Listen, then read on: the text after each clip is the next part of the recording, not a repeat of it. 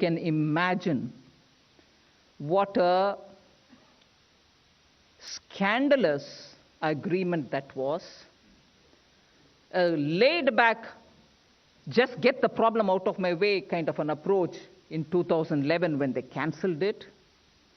And even after that, when they did not appoint an arbitrator. And even after that, they did not even invoke national interest or national security.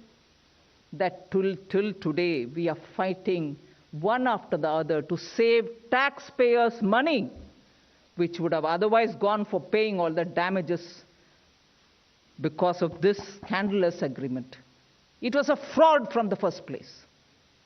And I'm glad that the Supreme Court has called it out. And simultaneously, let me remind you that the first generation bilateral investment treaties, which did not have very many clauses which are important for Indian investors, was brought to an end, terminated in 2015 after Prime Minister Modi came. It's become null and void since after 2016. A model BIT is now being negotiated with very many countries. And just to highlight to you what that first generation BIT did not have, and as a result of which we are facing a lot of trouble, is it had issues of taxation also being interpreted as part of being a part of BIT. Taxation can never be part of any of the agreements. It's a sovereign domain. Today, interpretations are being given even about taxation in such matters. Second, there's no chapter on investor obligation in any of those first generation BITs. Investor has no obligation. He may fulfill an agreement or not, but he can claim all the rights. Whereas the model BIT today includes all that. And national security could never be invoked, probably under the way in which that was drafted. So BIT is happily being touted and interpreted against our own interest. And I'm very grateful that the Prime Minister in 2015 said, no, we'll have to redraft all these agreements. And 2015, it was annulled, meaning effective 2016. Although, of course, the duration for which it had to run, it will run, the grandfathering will happen for those who have invested during those times.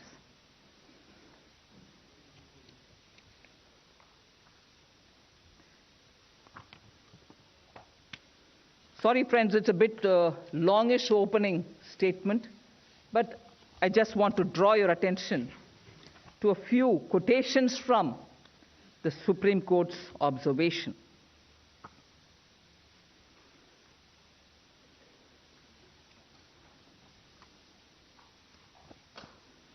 I'll just highlight one or two, and I'm sure many of you all would be able to take it from the judgment itself. I'll share the copy of the judgment with you all. Para 12.A of the Supreme Court verdict. I have the copy with me. Can share the copies with you later. Para 12.8 says, a total amount of 579 rupees, Indian rupees, was brought in by Devas. But almost 85% of the said amount was siphoned out of India, partly towards establishment of a subsidiary in the USA, partly towards business support services, and partly towards litigation expenses. So you bring in an investment money, you take it away and fight all the arbitration outside with that money and call that as investment made in India. Fraud.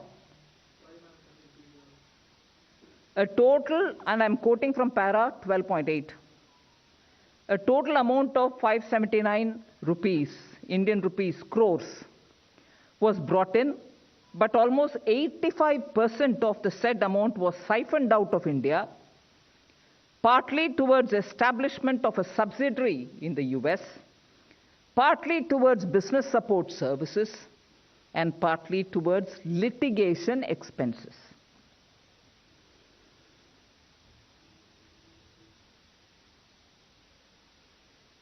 Para 12.8 again.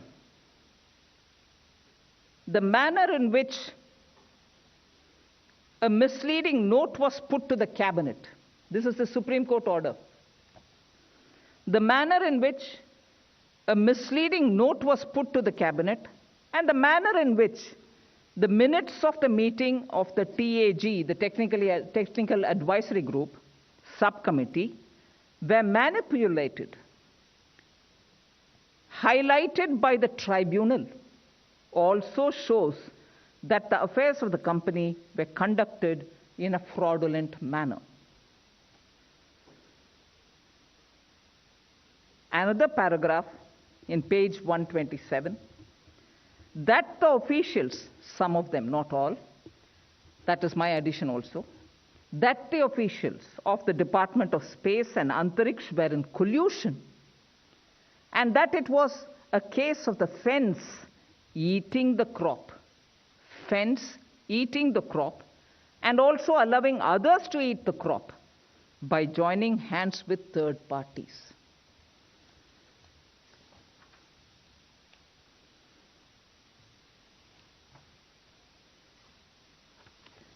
There are more such quotes which I'd like to read out, but for now I will highlight the fact and conclude my opening statement.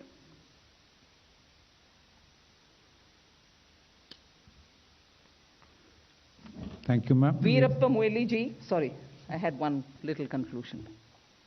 Veerappa Moily ji, the then minister, in February 2011, 17th in fact, says, the government cannot afford to grant, I'm quoting, the government cannot afford to grant the S-band to anyone, including Antariksh, because of strategic reasons.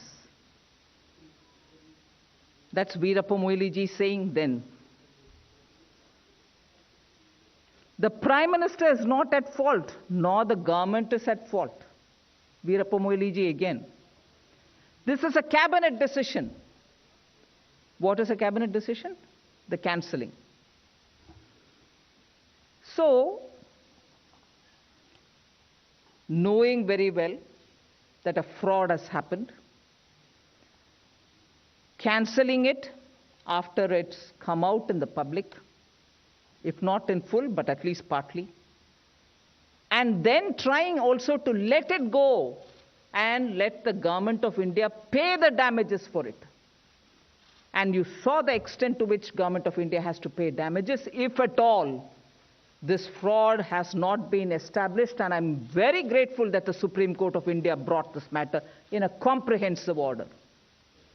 Now we shall definitely take this order and defend our position, Government of India's position, that position where this order was cancelled even by UPA in 2011, 6 years after the agreement was originally signed, and make sure justice is done against this fraud which was perpetrated.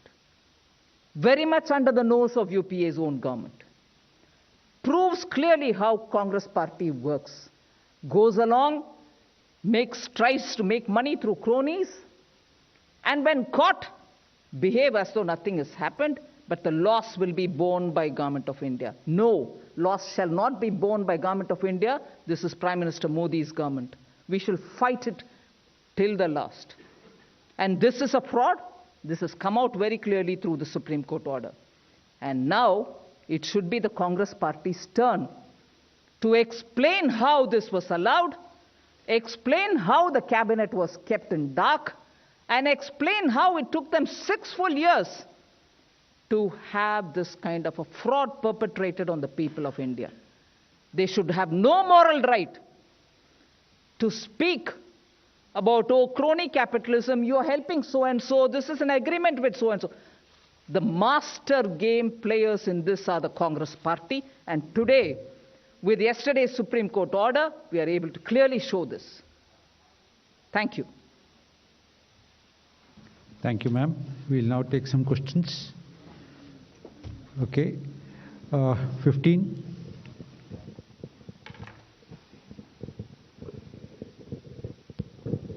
Very good evening, ma'am.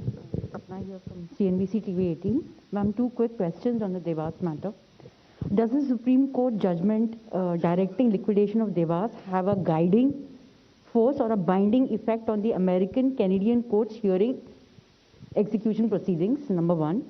Number two, ma'am, criminal proceedings launched by CBI ED against Devas haven't been taken to the logical conclusion yet, no conviction yet. How difficult will it be for India to keep the Canadian American courts from attaching Indian assets without a formal conviction, ma'am? Thank you, ma'am. First of all, this case, and that is why I have Secretary, MCA, Minister of State, MCA Corporate Affairs with me. This was a case which went through the NCLT and the NCLAT for liquidating the fraudulent company Devas. The company probably wasn't fraudulent, but the shareholders knew all the fraudulent practices which was going on in terms of the agreement Devas with Antariksh. Something on which they did not even have the rights or the patents, they came into agreement with and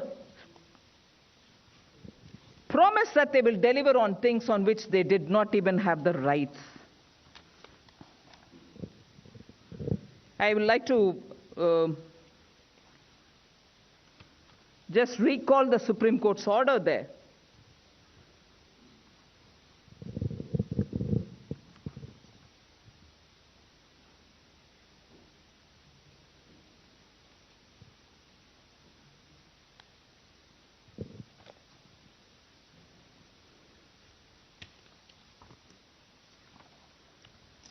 Just 1 minute, I'm sorry to take this time of you.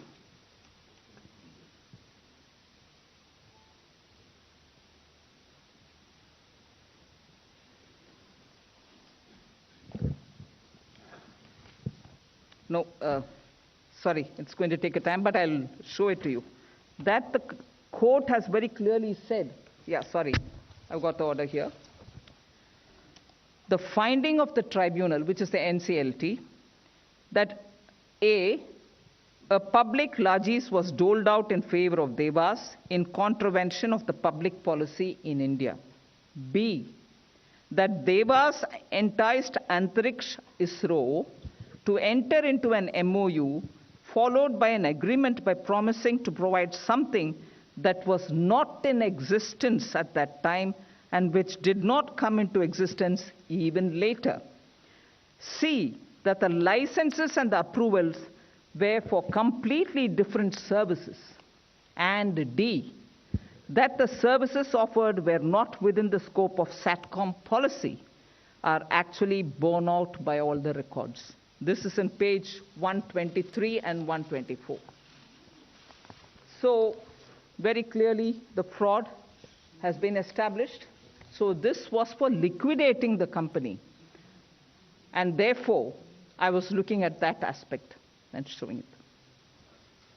176. Good evening, ma'am. Arup from Business Standard. Welcome.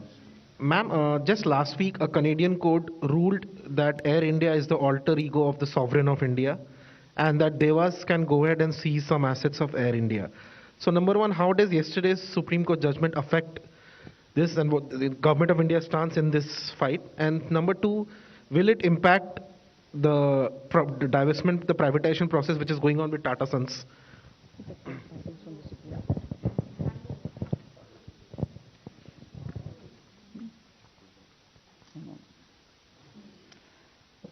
I, first of all, will answer the second question. The Supreme Court, in its order, very clearly talks about even that, saying, will it send a wrong message to the investors if you pass this order about the fraud which has taken place? And the court's order that itself says that this shall not give a bad, negative message or wrong message for investors.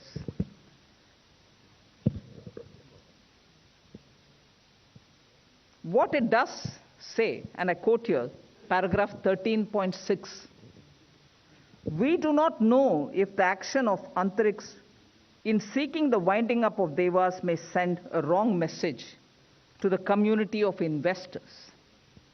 But allowing Devas, this is very important, but allowing Devas and its shareholders to reap the benefits of their fraudulent action may nevertheless send another wrong message, namely that by adopting fraudulent means and by bringing into India an investment in a sum of rupees 579 Indian rupees crores, the investor can hope to get tens of thousands of crores of rupees even after siphoning off 488 crores of Indian rupees. You bring in 579, you take away 488, but you still think through these arbitration and court cases you can win tens and thousands of crores, is a fraud. And therefore this paragraph 13.6 very clearly says that if this is not called out, which is what it does, it calls out the fraud. If this fraud is not called out, it will also send a wrong message that you can come to India with 579 crores, take away 488 crores, but still make tons and tons of rupees by just going to the court and winning cases. That's the fraud which has been called out. I'm grateful that law has taken its own course, but shown that India is not a land where you can come and cheat the people here. No? Yes. First of all, this order itself shows that what a fraud it has been. And in fact, the Supreme Court has also said, in a situation of rule of law in any country, can a fraud of this kind be entertained? And therefore, a fraud of this kind cannot be entertained even in such claims. The court has said even on that. I don't want to go on reading every bit, but it is a very powerful statement that they've given. 126. Ma'am, Ajay Mishra, Doordarshan se. Yeah, just to add on to it, I found the paragraph, thank you to Secretary, 13.5 paragraph. A product of fraud, that paragraph has other lines also, but I'm reading this bit. A product of fraud is in conflict with the public policy of any country, including India. The basic notions of morality and justice are always in conflict with fraud, and hence the motive behind the action brought by the victim of fraud can never stand an impediment. Yeah. Ma'am, अब सवाल ये है कि क्या अब इस company को liquidate करने की प्रक्रिया शुरू की जाएगी, नंबर 1। दूसरी बात ये कि कुल हर्जाना कितना देवास ने क्लेम किया है अंतर्राष्ट्रीय अदालतों में, और अब सरकार उसको किस तरह से फाइट करेगी? Thank you ma'am. हाँ, लिक्विडेशन का प्रोसेस शुरू हो जाएगा, मगर मैं रिक्वेस्ट करती हूँ सेक्रेटरी उसमें थोड़ा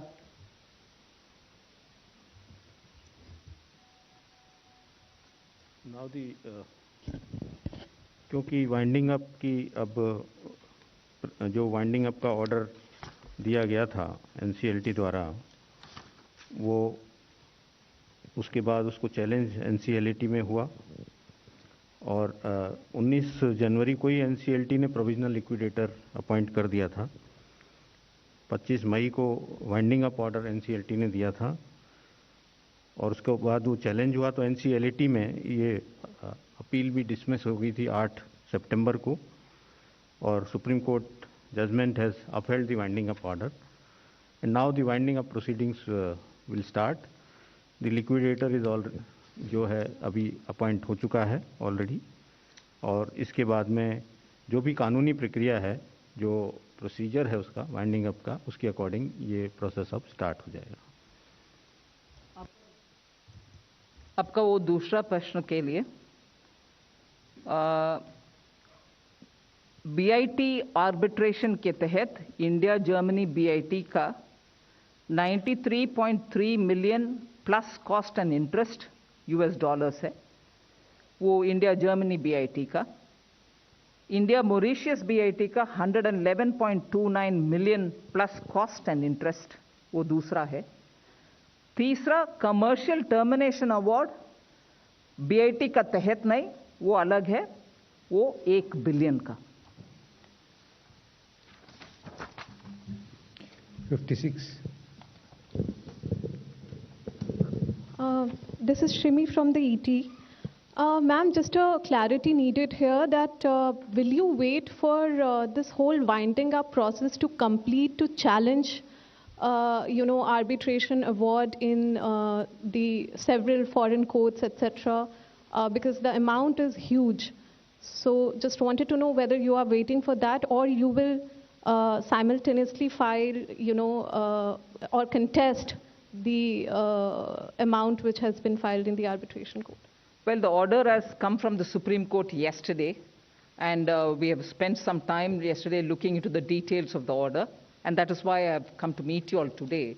But certainly we'll sooner meet up interdepartmentally because it involves 2 or 3 departments concerned of the Government of India, and then take a call on how we want to proceed.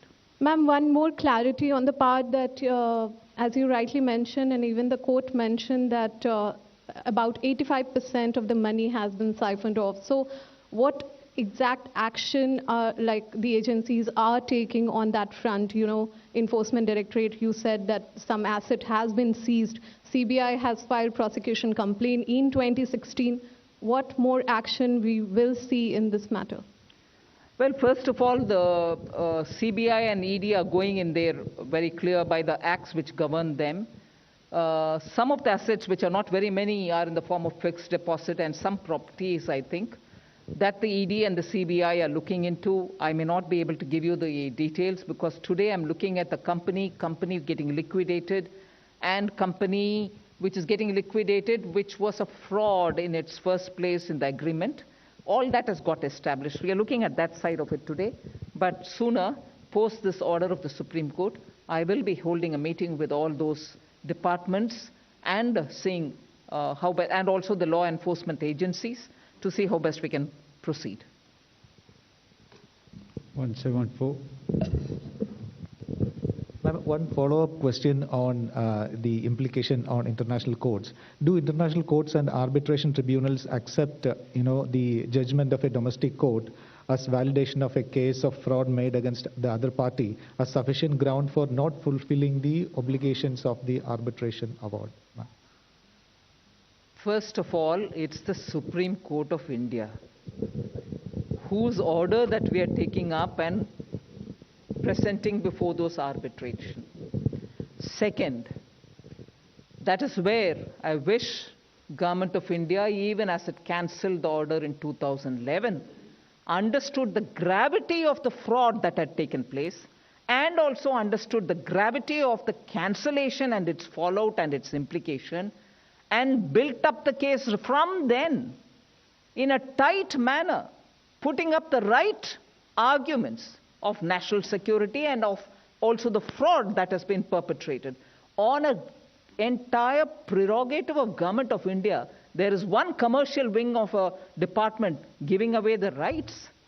These are things with which initially, even from 2011, the case had to be built up, which Prime Minister Modi, after coming in 2014, understanding the gravity, made all the departments work together so that this fraud is rightly placed, and it is only till yesterday that we could come up with it. So we will take all these facts before the court, because no country which respects rule of law will ignore these facts.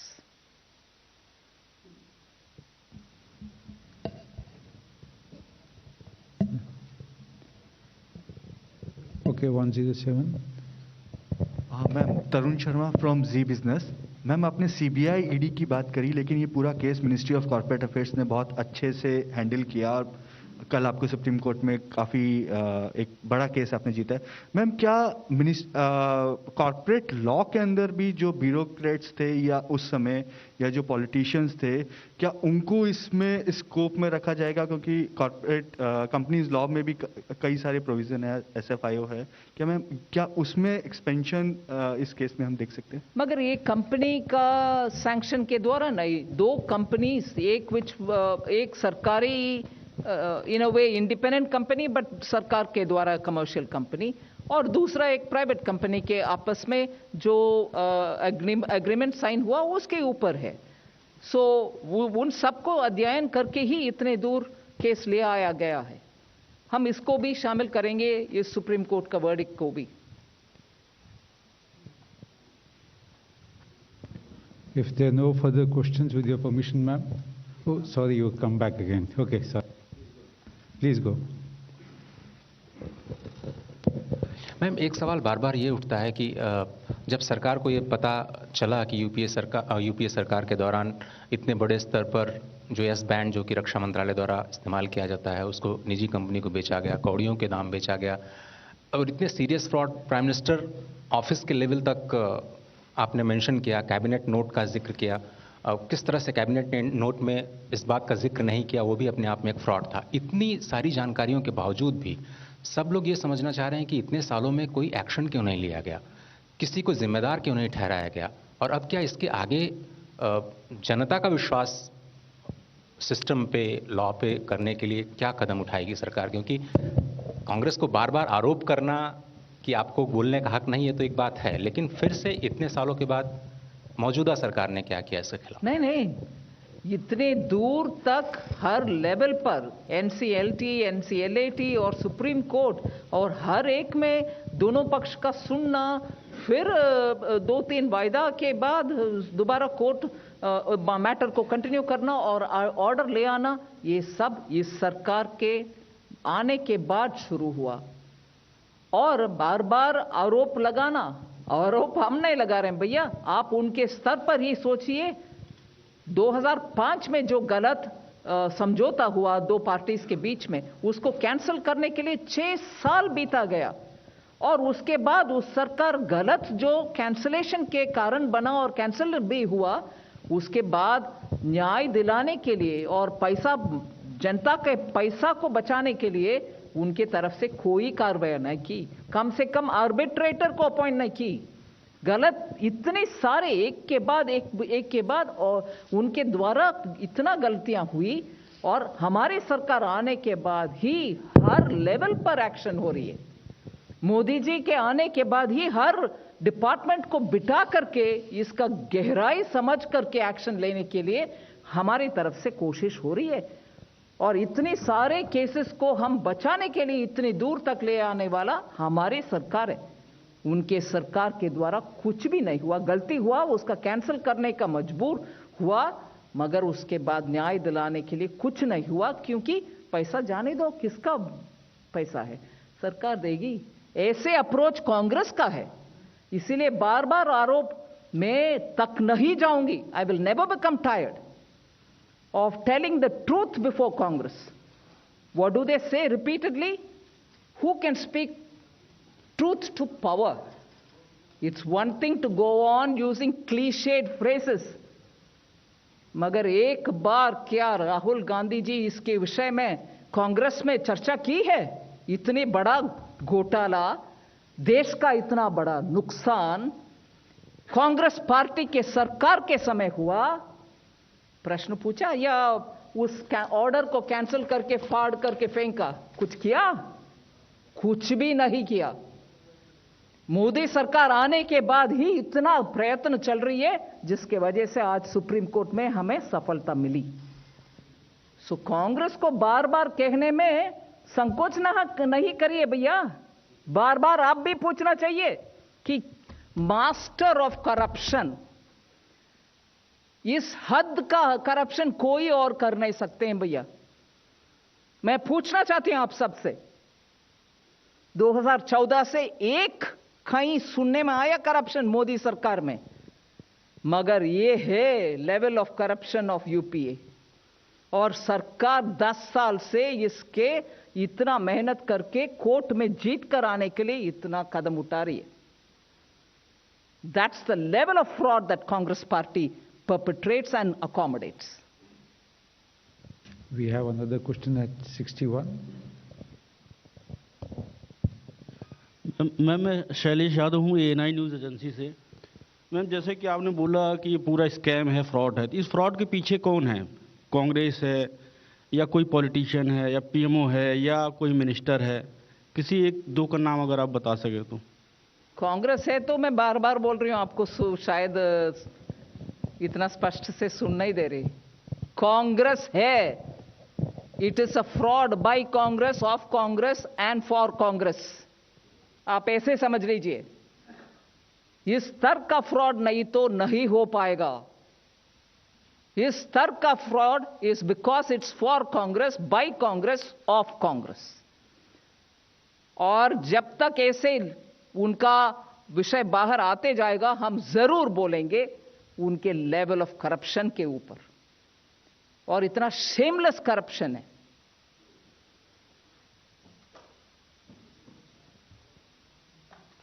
Thank you, ma'am. With your permission, Thank we'll you. close the Thank press conference now. Thank you, friends.